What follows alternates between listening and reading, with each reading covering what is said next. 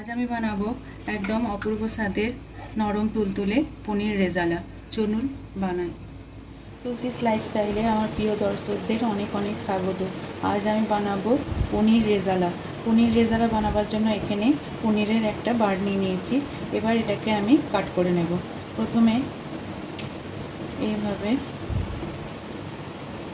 একটু পিস করে নেওয়ার পর পনিরগুলোকে আমি এইভাবে একটু বড় বড় পিসে কেটে নিয়েছি। এবার আমি এইগুলোকে প্রথমে ভেজে নেব। পনির রেজালার জন্য আমি একটা মশলা বানিয়ে নেব। এটা ড্রাই রোস্ট করে নেব। এতে আমি নিয়েছি দারচিনি, ছোটো এলাইচি, অল্প নিয়েছি গোলমরিচ, গোটা গোলমরিচ, একটু নিয়েছি মৌরি, আর নিয়েছি শাহজিরে আর অল্প নুন। আমি ড্রাই রোস্ট করে মিক্সিতে পিষে মশলা বানিয়ে নেব। পনির রেজালার এই ভাজা মশলাটা আমি মিক্সিতে ভালোভাবে পেস্ট করে নিয়েছি। এটা একটা পাত্রে ঢেলে নেব। সমস্ত মশলাটা আমি ঢেলে দিলাম। এবার এখানে আমি নিয়েছি কাজু বাদাম, এখানে নিয়েছি কিশমিশ, এখানে নিয়েছি চারমগজ, আর নিয়েছি কাঁচা লঙ্কা। এবার একটা পাত্রের মধ্যে আমি অল্প নুন দিয়ে জল ফুটিয়ে নেব। আর এদিকে একটা কড়ার মধ্যে আমি সাদা তেল গরম করে নিয়েছি। এবার পনিরের টুকরোগুলো একে একে আমি এই তেলেতে হালকা করে ভেজে নেব। পনিরের গায়ে এরকম হালকা হালকা যখন সোনালি রং ধরবে তখন আমি পনিরগুলোকে এই নুন গরম জলে তুলে ভিজিয়ে রাখবো, যাতে পনিরগুলো একদম সফট থাকে।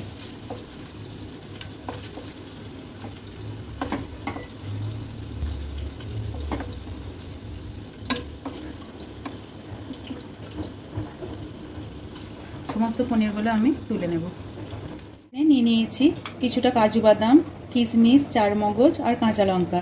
এবার এই সমস্তটা আমি এই মশলার বাটিতে দিয়ে আর তার মধ্যে দিয়ে দেব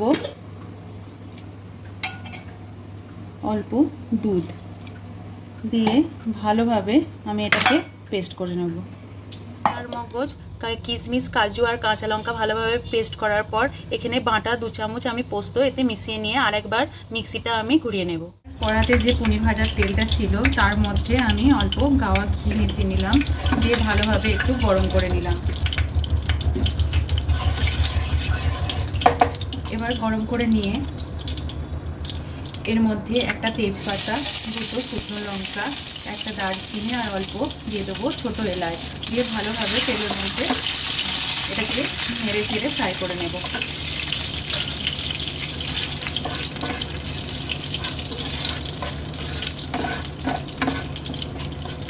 এবার ভালোভাবে ফ্রাই হয়ে গেলে এখানে বেটে রাখা কাজু পোস্ত যে মিক্সটা ছিল সেটা ভালোভাবে এই তেলের মধ্যে দিয়ে একটু কষিয়ে নেব। মশলাটা কষতে কষতে যখন এইভাবে দেখুন তেল ছেড়ে যাবে, সেই সময় দিয়ে দেবো কিছুটা পরিমাণ কাশ্মীরি লঙ্কা গুঁড়ো, দিয়ে ভালোভাবে মিশিয়ে নেব। এই সময় দিয়ে দেবো যে ভাজা মশলাটা করে রেখেছিলাম সেটা দিয়ে দিলাম, দিয়ে ভালোভাবে মিশিয়ে একটু ভালোভাবে কষে নেব।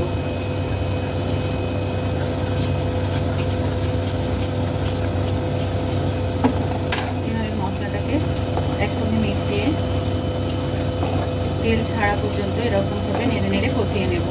কষতে কষতে যখন দেখুন ভালোভাবে তেল ছেড়ে দেবে তখন অল্প জল দিয়ে দেবো, দিয়ে ভালোভাবে মিশিয়ে নিয়ে আমি গ্যাসের ফ্লেমটা একদম স্লো করে দিয়ে কিছুটা পরিমাণ টক দই দিয়ে দেবো, দিয়ে ভালোভাবে টক দইয়ের সাথে এটাকে কষিয়ে নেব। যখন এইভাবে ফুটতে থাকবে তখন এই গরম জলে নুন দেয়া যে পনির ভিজিয়ে রেখেছিলাম তার মধ্যে এই জলটা দিয়ে দেব আর পনিরগুলো দিয়ে দেবো এই সময়।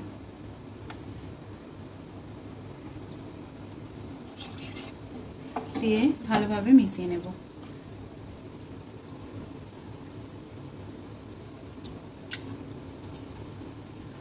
এর মধ্যে নুন দেওয়ার ফলে আমি পরে ভেবেচিন্তে একটু নুন দেব। নুন আগে থেকে দেওয়ার ফলে আমি নুনটা ভেবেচিন্তে অল্প পরিমাণ মতো দিয়ে দেবো এই সময়। আর দিয়ে দেবো একটু মিষ্টি, একটু চিনি দিয়ে দিলাম, দিয়ে ভালোভাবে এটাকে নেড়ে চেড়ে আমি একটু ফুটতে দেব। দেখুন ফুটতে লেগেছে, এই সময় আমি চাপা দিয়ে 2-3 মিনিটের জন্য এইভাবে রেখে দেব। বেশ কিছুক্ষণ এইভাবে কারিটা ফুটিয়ে নেওয়ার পর এখানে দেখুন কারিটা অনেকটা গাঢ় হয়ে গেছে আর একদম পারফেক্ট পনির রেজালা তৈরি হয়ে গেছে। এবার এর মধ্যে আমি সবশেষে দিয়ে দেবো একটু গরম মশলা গুঁড়ো দিয়ে ভালোভাবে একটু নেড়ে চেড়ে নেব। যেহেতু এটা মোগলাই ডিশ তার জন্য আমি সবশেষে এর মধ্যে মিশিয়ে নেব 1 চামচের মতো দিয়ে দেব কেওড়ার জল, 1 চামচের মতো দিয়ে দেব গোলাপ জল দিয়ে এটাকে একটু ভালোভাবে নেড়ে চেড়ে আমি গ্যাসের ফ্লেমটাকে বন্ধ করে দেব আর কিছুক্ষণ রেস্টিং টাইমের জন্য চাপা দিয়ে রেখে দেব। তারপর এটাকে আমি পরিবেশন করব। কিছুক্ষণ রেস্টিং টাইমে রাখার পর আমি ঢাকনাকে তুলে নিলাম। দেখুন কি সুন্দর তেল জমে গেছে, অপূর্ব দেখতে হয়েছে, এটা খেতে অপূর্ব হয়। আমার পনির রেজালা একদম রেডি হয়ে গেছে এই পরিবেশনের জন্য। এবং গ্রেভিটার কত সুন্দর থিকনেস এসছে আর পনিরগুলো একদম নরম তুলতুলে হয়েছে। একদম পারফেক্ট পনির রেজালা আমার এখানে রেডি হয়ে গেছে। আর এবার এই পনিরগুলোকে আমি একটা পাত্রে এইভাবে পরিবেশন করে নেব।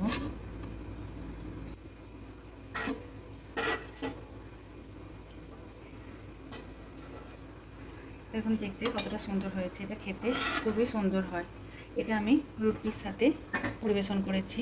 এটা ভাত, পোলাও, রুটি, নান, পরোটা সবের সঙ্গেই খুবই খেতে টেস্টি হয়। এইভাবে রেসিপিটি বানিয়ে একবার বাড়িতে দেখবেন, অপূর্ব হয় খেতে। আমার রেসিপি যদি আপনাদের ভালো লেগে থাকে আমার চ্যানেলটিকে সাবস্ক্রাইব করবেন আর আমার ভিডিওগুলো শেয়ার করবেন। ধন্যবাদ।